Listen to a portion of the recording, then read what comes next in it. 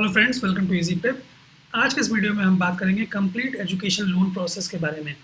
अगर आप higher studies के लिए जाना चाहते हैं लेकिन आप फाइनेंशियली उसको अफोर्ड नहीं कर सकते, तो आपको चिंता करने की ज़रूरत नहीं है, because there are lot of banks and NBFCs and other financial institutions which will offer you loan. तो अगर आपको ये जानना है कि इंडिया में एजुकेशन लोन का कंप्लीट प्रोसेस क्या है, आपको क्या क्या डॉक्यूमेंट्स की ज़रूरत पड़ेगी, आपको कैसे रीपे करना पड़ता है, आपको क्या क्या कोलेट्रल देना पड़ता है, ये सारी चीज़ें अगर आपको जानना है तो ये इस वीडियो को अंत तक देखें। सो बिना देर के इस वीडियो को शुरू करते हैं। ओके, तो सबसे पहले बात करते हैं कि स्टूडेंट लोन की ज़रूरत पड़ती क्यों है। ठीक है, सो जैसे ही आप as a student you when you get out of school, तो आप सबका सबका हमारा सबका ये सपना होता है कि हम एक अपने ड्रीम कॉलेज में एडमिशन ले लें। बट आज के ज़माने में किसी भी ड्रीम कॉलेज में, किसी भी अच्छे कॉलेज में एडमिशन लेने के बाद जो सबसे मेजर जो फैक्टर है वो है उस कॉलेज की फ़ीस। और कॉलेज की फ़ीस जो है वो हमेशा बढ़ती जा रही है, इन्फ्लेशन की वजह से आगे ही बढ़ती जा रही है। आज अगर आप किसी भी कॉलेज में एक डिसेंट से डिग्री की पढ़ाई करना चाहते हैं तो आपको कुछ नहीं तो 8 से 10 लाख रुपए आपको लग ही जाने हैं। और उस सिचुएशन में अगर आपके पास फाइनेंशियल स्थिति आपकी ठीक नहीं है, तो उस सिचुएशन में आपको स्टूडेंट लोन ही जो है उसी का सहारा है। सो हम क्या करते हैं कि हम अपने एक एंट्रेंस एग्ज़ाम को देते हैं। उस एंट्रेंस एग्ज़ाम को देने के बाद we clear that entrance exam after preparing for say 1 year, and even after that, once you've gotten the seat, then the question looms over your head that now you have to pay for the degree. ठीक है, तो उस situation में क्या करें? उस situation में जो आपका जो सेवियर है वो है student loan. So the question arises, who qualifies for an education loan? Now, can everybody can take an education loan? No.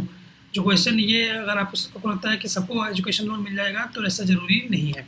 ठीक है, जो एजुकेशन लोन प्रोवाइड करने से पहले banks carefully go through every applicants profile, और सारे profiles को check करने के बाद, उनकी रीपेमेंट कैपेसिटी को चेक करने के बाद, कोलेट्रल वगैरह को चेक करने के बाद, then they decide whether the student will be able to repay the loan और not, and based on that they take the decision whether they will offer you education loan or not.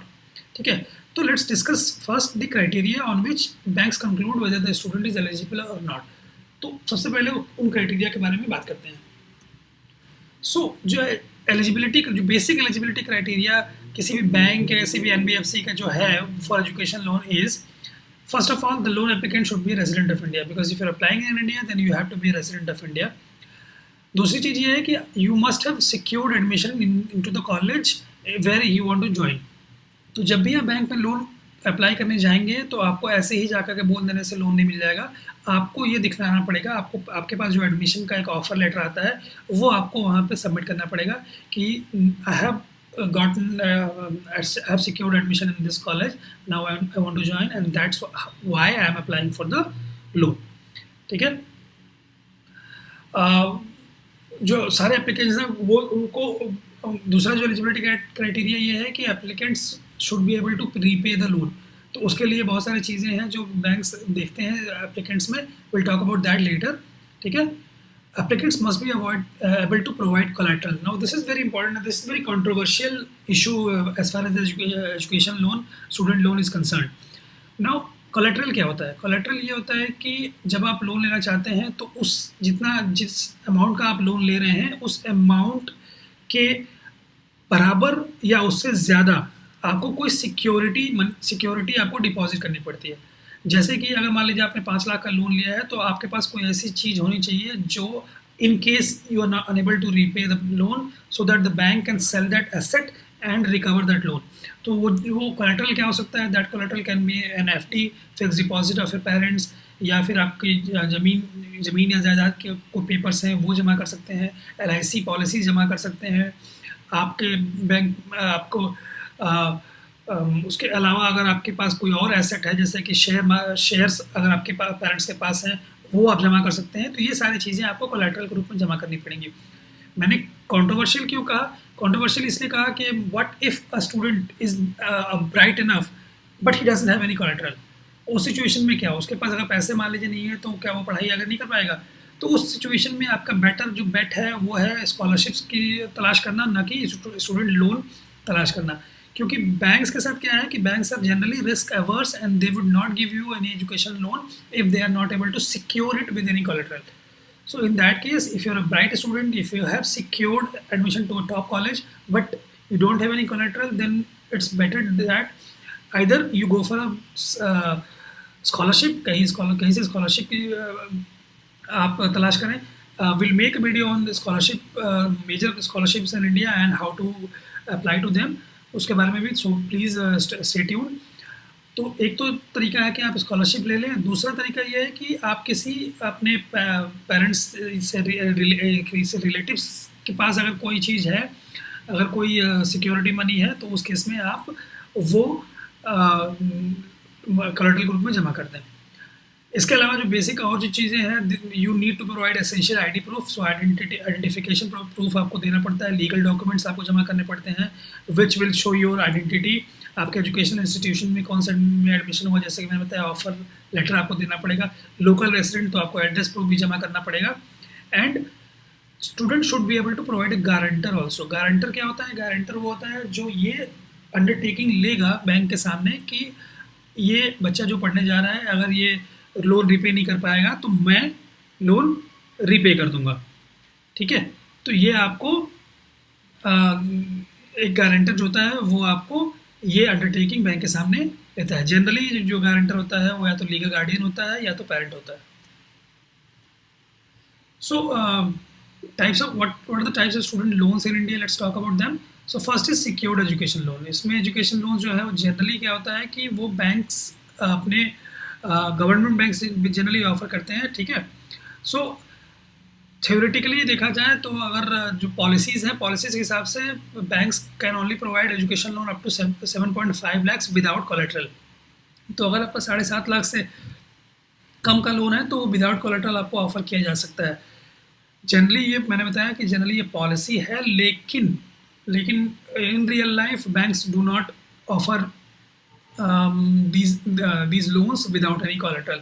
मेरा experience रहा है bank के साथ कि मेरा education loan का MBA के दौरान आज से 10 साल पहले 6 लाख का ही था, लेकिन उन्होंने इसके लिए एक कोलेट्रल सिक्योरिटी जरूर मांगी थी. तो जनरली बैंक्स रिफ्यूज़ कर देते हैं विदाउट कोलेट्रल के आपको लोन देने का.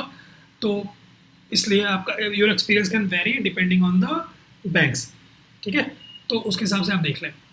इसके अलावा अनसिक्योर्ड एजुकेशन लोन क्या होता है? Unsecured education loans are not offered by the banks, they are offered by non banking financial institutions. ठीक है, एंड दीज इनके बेसिस पे स्टूडेंट्स एलिजिबिलिटी और को एप्लीकेंट के फाइनेंशियल प्रोफाइल. को एप्लीकेंट कौन होता है? जनरली द पेरेंट होता है, जिसको मैंने बताया गारंटर. तो जब आप अप्लाई करेंगे तो you will not be able to apply for the loan on your own. You will need to apply this loan with a co applicant. Generally it's the legal guardian और the parent. तो उस situation में NBFC से भी आप loan ले सकते हैं. बट मेरा एक्सपीरियंस एनबीएफसी से ये रहा है कि NBFC generally charge higher interest rates. Also their recovery processes are not good, so they will put a lot of pressure on you. So it's not advisable at all. But मरता क्या ना करता situation अगर आ गई है, आपको loan चाहिए ही चाहिए, आपको एडमिशन लेना ही लेना है, then you can look for NBFCs and unsecured education loan. So जब स्टूडेंट लोन की बात होती है तो generally what do banks look for in a student. जो स्टूडेंट है वो अप्लाई कर रहा है बैंक के सामने लोन के लिए, तो वो क्या देखते हैं ऐसा कि जिसके थ्रू वो आपको लोन प्रोवाइड कर देते हैं? तो first of all they want to know everything about you. So they will do their due diligence. They will research thoroughly about you. जैसे कि ब्राइड एंड ग्रूम अगर आप शादी करने जा रहे हैं तो जो लोग पता लगाते हैं, उसी तरह बैंक्स भी सारी चीज़ें पता लगा लेते हैं. जनरली जो मेन जो चीज़ें हैं जो बैंक्स स्टूडेंट्स में देखते हैं वो ये है कि कोर्स आपने कौन सा चूज़ किया हुआ है. वेदर योर कोर्स कंप्लीट करने के बाद आपकी प्लेसमेंट कैसी होगी, प्लेसमेंट के बाद आप प्रीपेमेंट कर पाएंगे या नहीं कर पाएंगे. जैसे कि अगर मान लीजिए आप एमबीए कर रहे हैं, वो भी आप मान लीजिए आईएम से कर रहे हैं, तो आईएम्स की फ़ीस 25 लाख के आसपास होती है.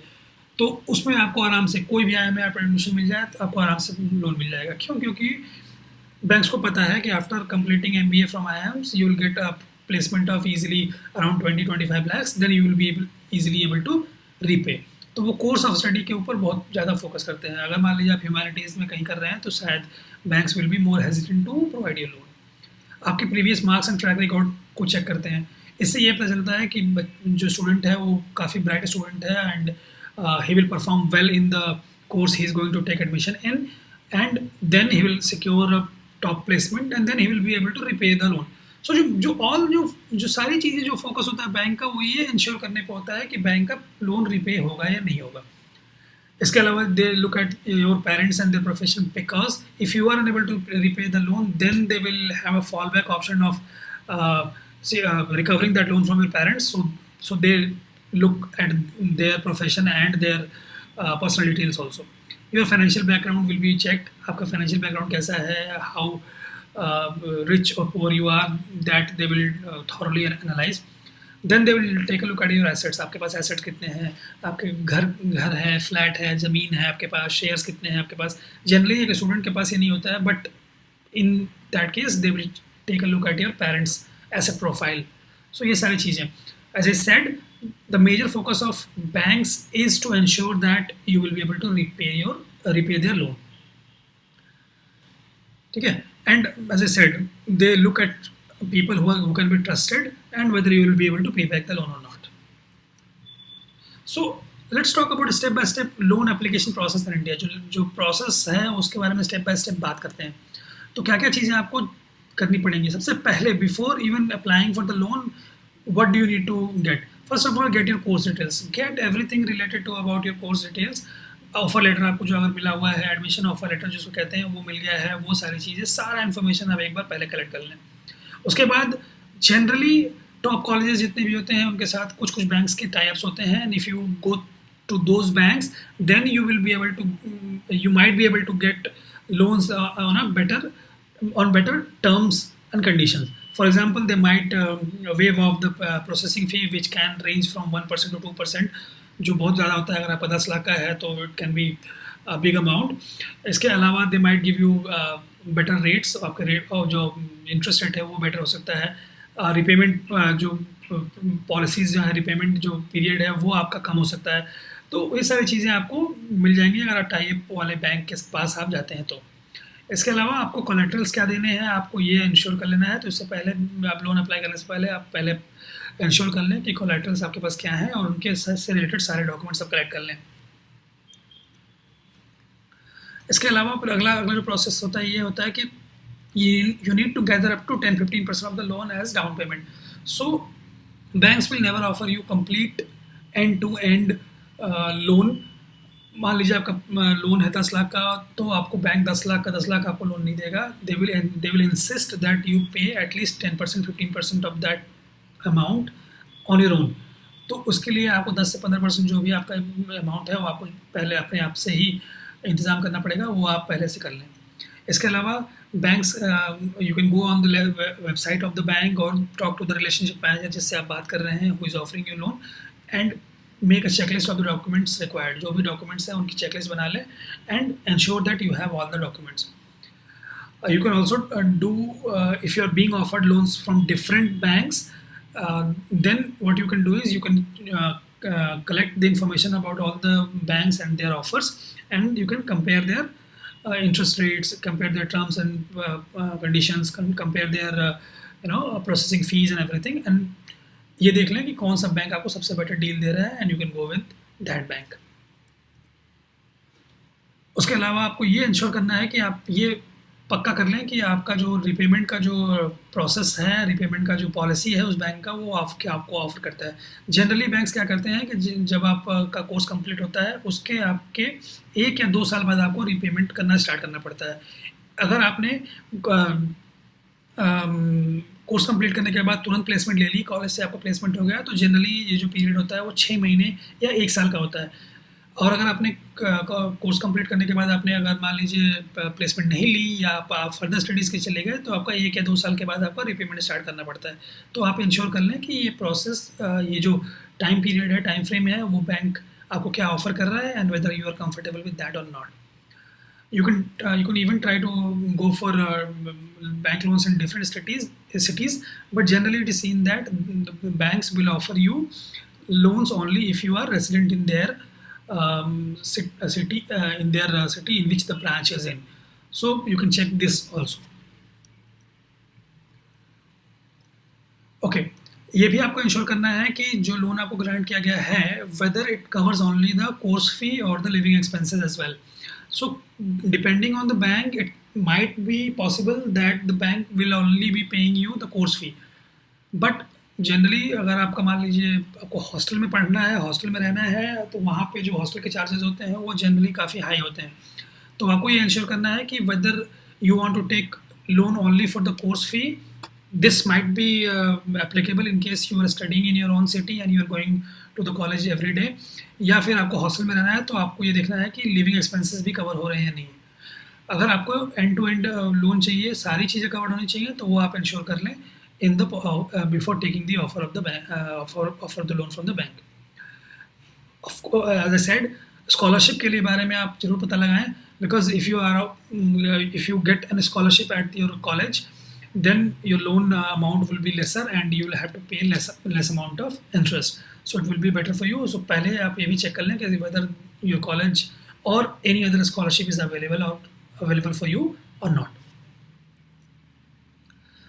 Okay, so in conclusion, मैं जैसा कि मैंने आपको पहले ही बताया कि आपको very carefully आपको you should analyze and get all the information related to your bank student loan, because ये जो स्टूडेंट लोन है, it will be going to, you will have to live with this student loan for 5-6 years of your life after you complete your course. Because आपने अगर मान लीजिए 10 लाख या 20 लाख का loan लिया हुआ है and then you have to repay it, then it might take 4 or 5 years of your life to repay the loan, right?